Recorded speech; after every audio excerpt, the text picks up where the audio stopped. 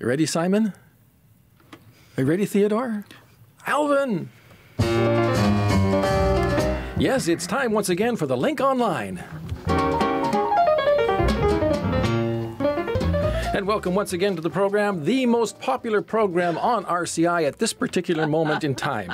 We are here in the studio once again, where it is a lot warmer than it is outside in Montreal right now, because right now, according to the weather map up there, or the weather device up there, it's minus 12 outside. And that doesn't count the wind. And that doesn't count the wind, because it's going to be a chilly weekend. They're talking about what? Temperatures of what this weekend? Like minus 15, but if you count the wind, it's going to feel like minus 27. That's pretty much one of the colder days we've had. Actually, minus 12 is about the proper temperature for this time of year. It is. Yeah. The average temperature. So we're not doing too bad. We shouldn't whine, because it could be a lot colder. It could be. And it has been, and it probably will be. All right, coming up on the show today, Lynn, let's start with you. I'll tell you about those new smart devices that you maybe got for Christmas and whether they're transmitting your personal information. You mean you can't trust them? Stay tuned. Well, I'll speak as a former Canadian ambassador in China about the ongoing detention of 2 Canadians accused of spying. And a new innovative way of studying concussions shows the changes in the brain last much longer than thought. And Marie-Claude, you have a little special for us as well? Yes, I have a very exciting video taken in downtown Montreal. Okay. In the snow. All right, we'll look forward to that as well. Those are coming up on this edition of The Link Online. Well, there was a glimmer of good news for those Canadians who are detained in China on suspicions of endangering national security. And China has allowed Canadian officials to visit Michael Spavor and Michael Kovrig for the second time this week. Levon, what's going on there? Well, Mark, you'll probably recall that they were detained on December the 10th. They were allowed their first consular visit on December the 14th and 17th, a couple of days apart. And this was after, of course, Canada detained a top Chinese telecom official.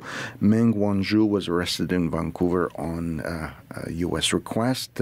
She's the chief financial officer of Chinese telecom giant Huawei, and she's been accused of allegedly violating U.S. sanctions in Iran, but she hasn't done anything wrong in Canada. So she was released on bail by a Canadian court as she awaits the results of the extradition proceedings. And China is furious and wants her back immediately. And, of course, they arrested Michael Kovrig and Michael Spavor. Kovrig is a former Canadian diplomat who stayed in China to work for the International Crisis Group as their Northeast Asia analyst. And Michael Spavor has been living in China and Korea for the last 20 years, and he specializes in organizing tours to North Korea. So they're accused of, as you said, endangering national security, but they haven't been actually formally charged with anything and haven't been allowed to see a lawyer. Although the Chinese officials have allowed Canadians to visit them twice now. And I was kind of curious, what does this mean? Because when they were initially arrested, there was a lot of concern in Canada that Canadian officials might not even get to see them for a very, very long time. And now it seems that, the second visit within 3 weeks of their first consular visit. So I called Guy Saint-Jacques. He's Canada's former ambassador in China, and he was Michael Kovrig's boss when Michael Kovrig was working as the first secretary of the Canadian embassy in Beijing. And I just asked him, I said, so what does this mean, this 2 consular visits almost back to back? in 3 weeks' time. In 3 weeks' time. Back to back is a bit relative, I guess, in that term. So this is what he said then. This is your conversation with him. Well, I think this is good news. And in fact, we had been told that there would be one visit that would be allowed per month. And in fact, this visit is happening maybe about just 3 weeks after the first one. I think it's a good sign, and maybe also what the Chinese are thinking ahead and they know that with the Chinese New Year being on February 5th this year, they wanted to have this visit, and I assume that the next one will be just before the Chinese New Year. Otherwise, I think that the timing of the third visit could have been difficult because everything will shut down for about a week, 10 days in China around the Chinese New Year. In terms of politically, this also comes after Prime Minister Justin Trudeau received some support finally from President Donald Trump. They discussed the case. There's been some growing backing by Canada's European allies in this case. Do you think this is playing a role in China's calculations? I think it is, and you will have noticed also in the editorial that was published in the Hill Times by Ambassador Liu Xiaoye that he criticized the countries that have been supporting Canada. But I think, as far as I know, this is the first time where we see such a show of support by Western countries, and I think it's following the march made by the Canadian government. I think it's the right strategy because it brings more international attention to the case of Mr. Kovarik and Spaver. And also, hopefully, it will help to maybe to reduce the temptation on the part of China to detain other people. So from my point of view, these expressions of support are very useful and very important. And that was an excerpt of my conversation with Guy Saint-Jacques. He's Canada's former ambassador in China. And of course, we're waiting to see. Meng Wanzhou's next court appearance is set for February 6th. And U.S. officials have until January 30th to file their formal extradition request. So we'll see whether Canada gets that extradition request. When they do, Canada has 30 days to decide whether to proceed with it or not. And so this extradition proceedings could drag on for years. And Ambassador Saint-Jacques said, Ms. Meng has very good lawyers and they'll do everything in their power to drag this on for a very, very long time. So he's a bit worried that until she's released, these two Canadians will be held as kind of bargaining chips by Chinese authorities. Well, I spoke to a Chinese sort of, I guess we'll call him an activist in a way, about this situation shortly after it occurred. And I said, is it a coincidence that the two Canadians were arrested very shortly after Wanzhou was? And he said, there are no coincidences in China. Well, in that editorial that Mr. Saint-Jacques mentioned by the Chinese ambassador in Canada, he actually, for the first time, ties this arrests of these two Canadians to the arrest of Mrs. Meng. So China has been very careful not to officially tie the two together, but they have, this is as strong of a hint as you can get in diplomatic language. All right. Let's move on to the next story. Coming up in just a moment, we'll look at your Christmas electronics and how they may be spying on you, for example.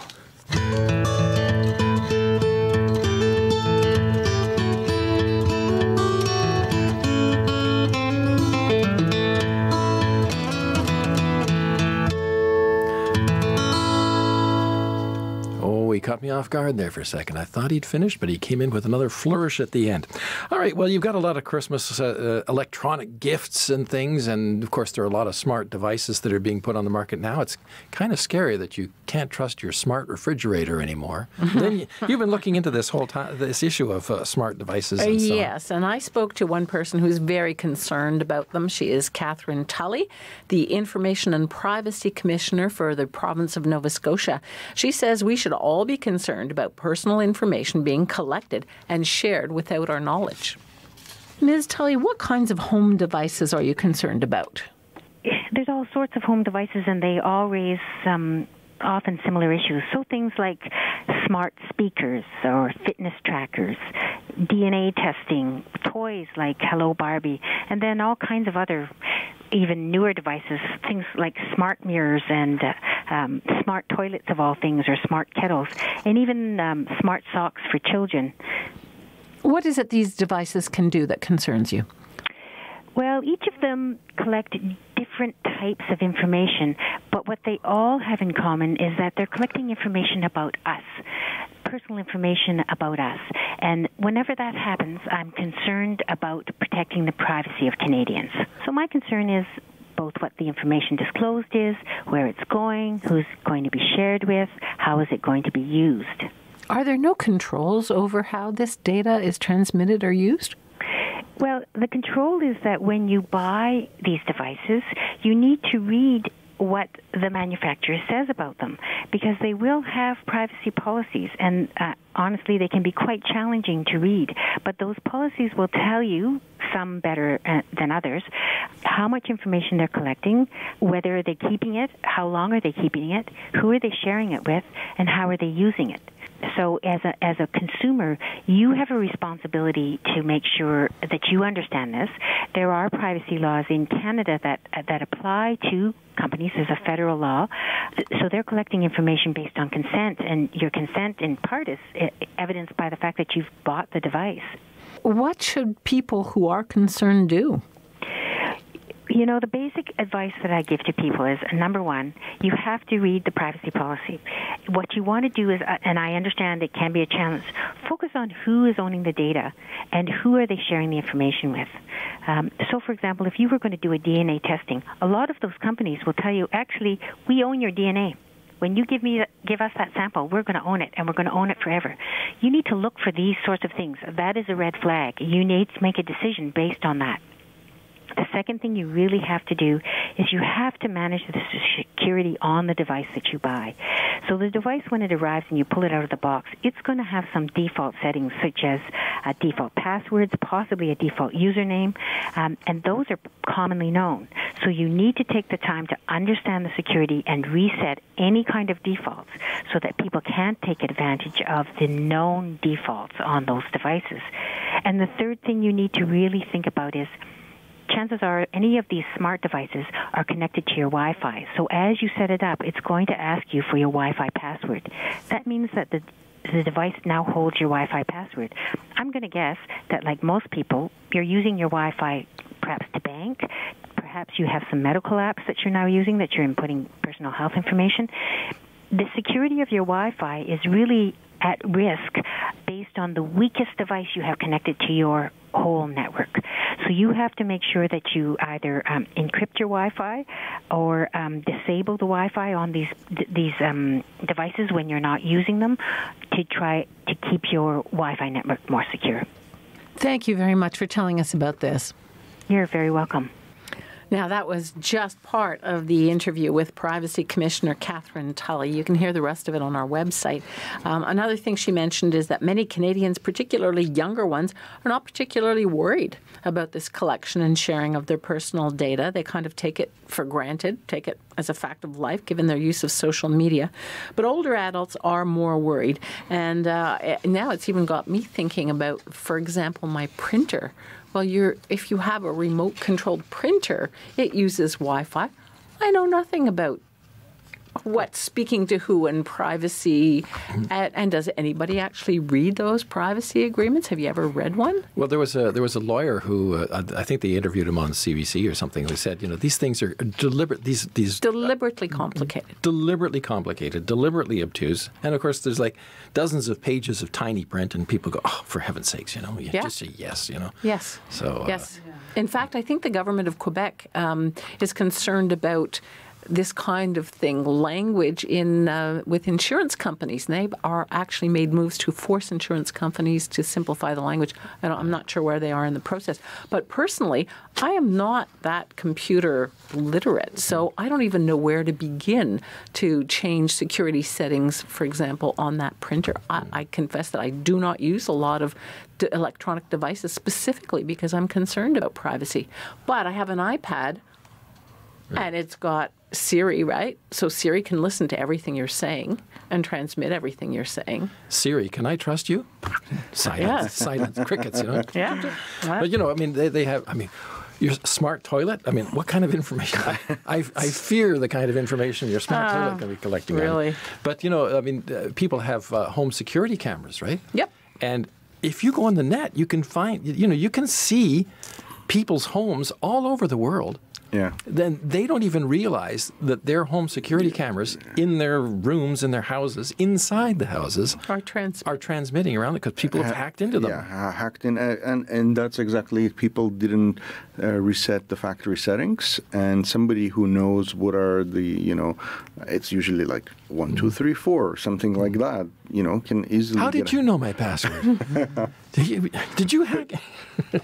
Yeah, but that's it. I mean, you know, so you think you're all right, but then, you know, and you know, people can hack into your smart home and open doors. I mean, look at how they're stealing cars nowadays, for example. You know, they're coming up to the house with electronic devices that signal your smart key, get the signal back from the key, and then open the smart car, the electronic ignition in the car, and away it goes, you know. So it takes only a few seconds, so... And I don't know if the other thing I'm concerned about is these autonomous vehicles, which are run on the internet, of course, right? Because that's how they work. They're guided by the internet. A perfect assassin weapon. Well, you know, I mean, like I say, society changes. You know, what's right today is wrong tomorrow, kind of thing, and vice versa. Well, and what they're saying too is that basically the legislators, the people who are in government, are not able to keep up and change laws at the speed at which the technology is changing. The technology is just going way too fast for anybody to keep up with passing laws to regulate it. Mm-hmm. Well, you know, like with the cars, for example, the thing is that the cars know where you've been and when you've been. Yes. So on. So and that God help you if you live under an authoritarian regime. Yeah, you know, at some time in the future, who knows what could change. Or your insurance company refusing to pay something until you disclose all this information. Well, see, even under old technology, that's already a problem because cars have computers. And when there's accidents, in some cases, the insurance company demands the information from the computer to find out how fast you were going, whether you used your brakes, and so on and so forth, and they can deny you insurance claims, which they have done. And that's old technology now. It's in the computer in your car, which registers. In my car? Oh yes, absolutely. You know, they register all kinds of things that, because originally it was something to do with just the seatbelt or something like that. And then they found out, say, heck, this computer's got all kinds of available space. Let's record everything, you know, accelerator, braking, turn signals, all this kind of stuff. So Big Brother is watching. And with these new cars that are basically, you know, full of all kinds of sensors and a much more powerful computer, you know, the amount of information, it's almost like a black box from a plane. It records quite a lot of information. Yeah. So get an old car, like I do. With a carburetor. with a carburetor. Carbatutor, as we used to call them. All right, coming up, we're going to look, well, talking about technology and stuff, we're going to look at a new way of looking at brain concussions.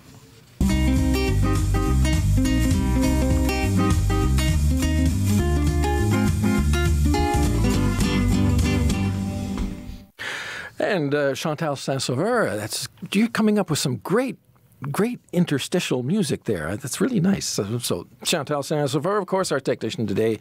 And deep in the background, of course, is Pierre Dutil, once again back from vacation. And he is, of course, the man who knows the answer to life, the universe, and everything. And that's, he told us it was 40. And hockey. He told us it was 42. And he always carries his towel with him as well. So there you go. All right. Now, this is a case of a very important study that was carried out in Canada and with help from the Netherlands as well. And these researchers used kind of an innovative technique using basically not that high-tech equipment, functional MRIs, which are available everywhere, but they did it in a new kind of way to study the brain after concussion. And the study involved women from a varsity rugby team in Ontario, Western University. And, of course, rugby is a hard contact sport, of course. And they found that the changes in the brain suffered from a concussion last a long time after the symptoms heal or are no longer there. And they also found out that the sportswomen who hadn't necessarily suffered a concussion, but because it's a rough sport, they get hit a lot, their brains also showed some kind of damage to them. And they compared them to, say, women in swimming and rowing, which are not contact sports. And it showed, yes, indeed, the women who had these contact sports where they were bounced around a bit, even if they didn't suffer a concussion, still showed the damage compared to these other athletes who weren't in a contact sport. Anyway, I spoke to Ravi Menon. He's a professor of medical biophysics at Western University's Schulich School of Medicine and Dentistry. He's a science at Robarts Research Institute as well. That's in London, Ontario. And he's a senior author of this study. And I asked him, first of all, to give me a brief description of this study. So we looked at two phases of concussion. So the immediate post-concussion, so within 72 hours, and we looked to see what changes occur in the brain. You know, we're all familiar with many of the symptoms, headaches, blurry vision, inability to concentrate, and so on. But we also know from prior work that was published late last year in the journal Neurology that 6 months to a year later, there are still changes in the brain, even though all the symptoms have cleared. And we wanted to understand where and how those occur. And using this approach, we were actually able to do that. So we were able to show that immediately post-concussion, the symptoms seem to originate primarily from damage to the white matter tracts in the brain. So this is the wiring in the brain. And that seems to resolve in time, while as 6 months later, what we see is the brain has actually reorganized itself a little bit. And this is why we think the symptoms go away. It's not that the damage disappeared, but the brain found a way around that damage. It's what we call plasticity in neuroscience.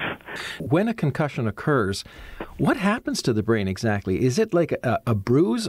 So there isn't a bruise. So with conventional MRI or a CT scan or something, you won't see anything. And that's why traditionally MRI is not used in the diagnosis of concussion. But what we see is that there is damage to the wiring in the brain, and that this damage appears to persist, at least as long as we've followed these subjects for, so typically a maximum of 2 years.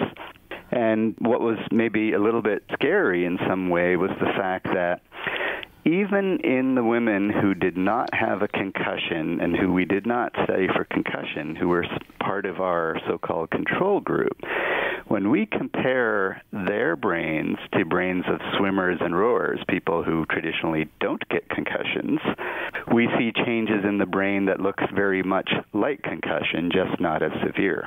I know there's been questions about using your head in soccer or football, as it's called.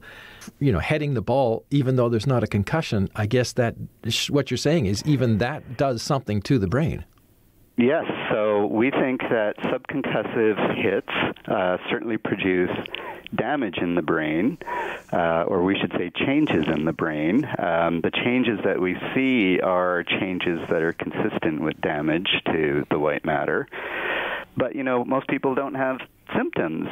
Most people will have a concussion, not have symptoms. Most people with subconcussive hits will not have symptoms. And we think the brain gets around that by essentially hiding the damage, much like in stroke recovery. It actually finds new ways to rewire itself, and then you look normal. And that's perfectly fine. That means you can live a perfectly good, long, happy, healthy life until something else potentially happens, like another concussion, or you start to develop Alzheimer's symptoms, and then your brain, having exhausted all its previous ability to rewire, now has no other options, and that's when you see symptoms.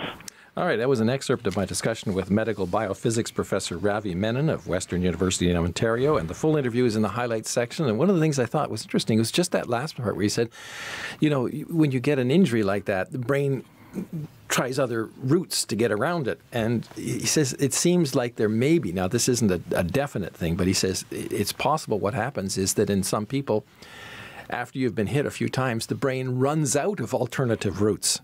And that's when you get the symptoms, like, like shaking hands or whatever, or blurry vision, because the brain no longer has any other routes to go around the damaged area.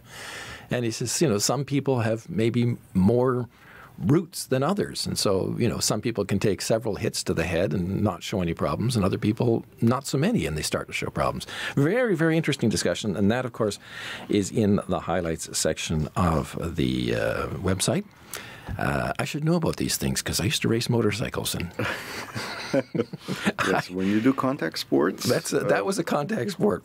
Contact with the ground, contact with the asphalt, and sometimes. Yes. So there we go. Now, speaking of sports, Marie-Claude, you've got an interesting little tidbit for us as well as we come towards the end of the program. Yes. First of all, let me tell you that I was going to bring food, a cake. But since some of us are on a diet and watching our Yeah, more like we ate way too much over the Christmas holidays and got to get rid of just a few pounds. Yeah, so I changed my plan rather quickly. But that's a video that I saw on Facebook this week. I had seen it a few last year too. I think it's maybe 2 years old. It's a snowboarder, a very good one, who's going down Peel Avenue or one of the downtown streets from the mountain with a snowboard. So I'm going to play. I think it's McTavish, which is right near McGill University. Yeah, exactly. You've seen that video? I've seen the video, but worse than that, I have actually walked up there. My daughter went to education classes. And it is so steep and so ridiculous that they actually string a rope by the side of the sidewalk so that you can hang on as you're trying to walk down there. It perhaps would very be steep. beneficial if they actually made an effort to clear the sidewalk. Yes. It turns out that the snowboarder is actually a gold medalist from Pyeongchang Olympics. But cool. At the time he made the video, it was before the Olympics. So here we go. I'm playing it. All right. Let her roll. See, there was a lot of snow on that winter. I think it was 2000. You recognize? Oh, I think you're right. It's Peel Street. It is Peel. But it's coming down from Mount Royal, which is right in the middle of the city of Montreal. He's on the sidewalk. You'll notice the sidewalk has not been cleaned. It's one of... Yeah, there was a lot more snow on that winter than coming this over year. to Pine Avenue. Well, I'm thinking of the guy who was filming. Yeah, he's now talking about going through the red light. He's hoping the light's going to change, which it did. So he's got a green light and is able to go I guess there's another snowboarder following him. Yeah, just as good as him. Look at that. That's cool. Not recommended, though, unless you're an expert. No, that's it. Although I have to say, it's a little calmer, but sometimes when there's a very big storm, I'll go out on cross-country skis if I can get out before the snow clearing comes. Now, was this the same hill? Remember a couple of years ago? Yes. There was the cars and the bus that was sliding down the hill. No, crashing. that was Beaver Hall. Yeah. Beaver Hall. But it's right that same area. It's one street area, over from where a pipe burst and there was flooding and people riding down the water. Oh, yeah. All kinds of excitement in Montreal. People should come and visit us. Yeah, we talk against the cold and the winter, but actually it's fun, the snow. When there is snow. Yeah, when there's decent snow, you can actually go. There are cross-country ski trails up on the mountain, which is right in the heart of Montreal. Skiers go up there, and there's trees. It's beautiful. Well, I took a picture. I wish I had been able to download it. I took a picture the other day here coming to work, which showed the bicycle path beside the sidewalk, perfectly cleaned out, nicely salted and everything else, and the sidewalk where the pedestrians are not touched. Two different contractors probably hired by the city, working at different speeds. And then, of course, what we have is occasionally we have the ice storm. And a few years ago, I had my skates here, and I skated around the... Hey, look at that. I'm showing the... Oh, there it is. Oh, there. That was the year we had a big storm. That was last year, I think, right? That was I think it was 2 winters ago. Yeah. So now they have their brakes on. They're just not stopping. No, and you'll see the police car not stopping. Eventually, yeah. But see, this is the silly thing I don't understand, because the other lane has traction, and all they had to do was turn into the other lane. Yeah, but you don't want to turn into oncoming traffic. Well, the oncoming traffic would stop. Anyway, that's all the time we have for today. So for Lynn and Levon and Marie-Claude and Chantal and Pierre, I'm Mark Montgomery. Take care until next week. Don't slide like this. Yeah. Wish us luck. Bye. Bye. Bye. Ah!